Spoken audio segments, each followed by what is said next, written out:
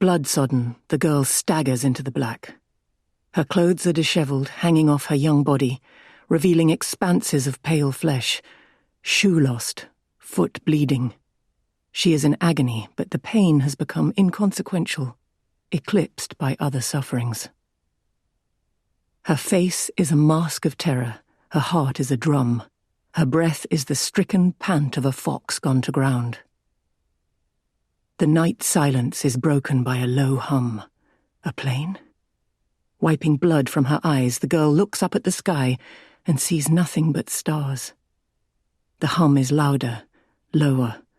A car changing gear? Has she reached the main road? Her heart lifts, and from somewhere deep in her gut she summons the energy to run. She feels rather than sees the light behind her. She feels her shape illuminated in the black and knows that the car is coming from behind her. It's coming from the farm. She turns. She knows before she sees that he has found her. She knows before she sees that it will be his face behind the wheel. She freezes. For a second, she hesitates, and then she leaves the road, takes off running, into a ditch, over a wooden fence.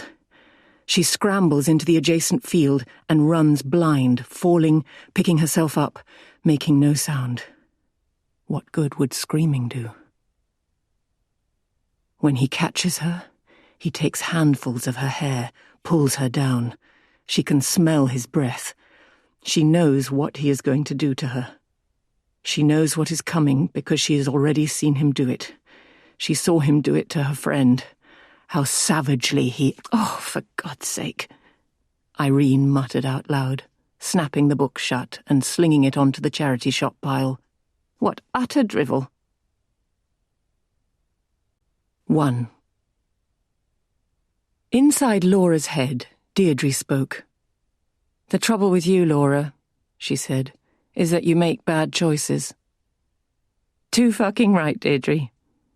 Not something Laura expected to say or even think, but standing there in her bathroom, shaking uncontrollably, blood pulsing hot and steady from the cut to her arm, she had to admit that imaginary Deirdre was bang on the money. She leaned forward, her forehead resting against the mirror so that she wouldn't have to look herself in the eye. Only looking down was worse, because that way she could watch the blood ooze out of her, and it made her woozy, made her feel like she might throw up. So much blood.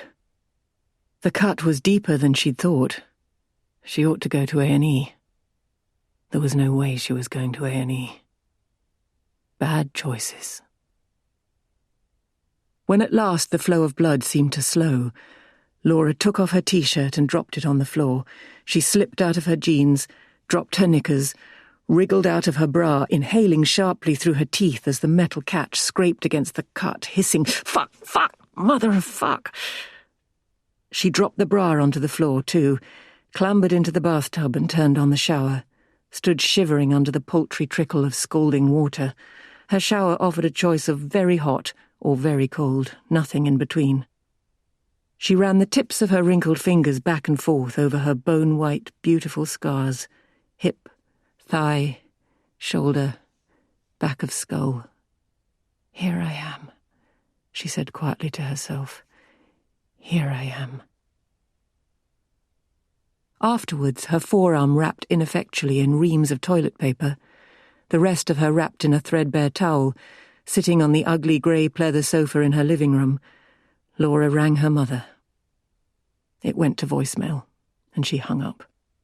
No point wasting credit. She rang her father next. "You all right, chicken?"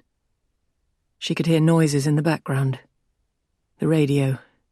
5 Live. "Dad!" She felt a lump rise to her throat, and she swallowed it. "What's up?" "Dad, could you come round? I had a bad night. I was wondering if you could just come over for a bit. I know it's a bit of a drive, but I..." "No, Philip." Deirdre in the background, hissing through clenched teeth. "We've got bridge." "Dad, could you take me off speaker?" "Sweetheart, Seriously, could you take me off speaker? I don't want to hear her voice. It makes me want to set fire to things." "Now, come on, Laura."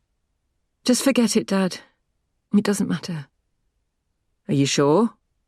No, I'm not. No, I'm not. No, I'm fucking not. Yeah, sure, I'm fine. I'll be fine. On her way to the bedroom, she stepped on her jacket, which she dropped in the hallway in her rush to get to the bathroom. She bent down and picked it up. The sleeve was torn. Daniel's watch still in the pocket.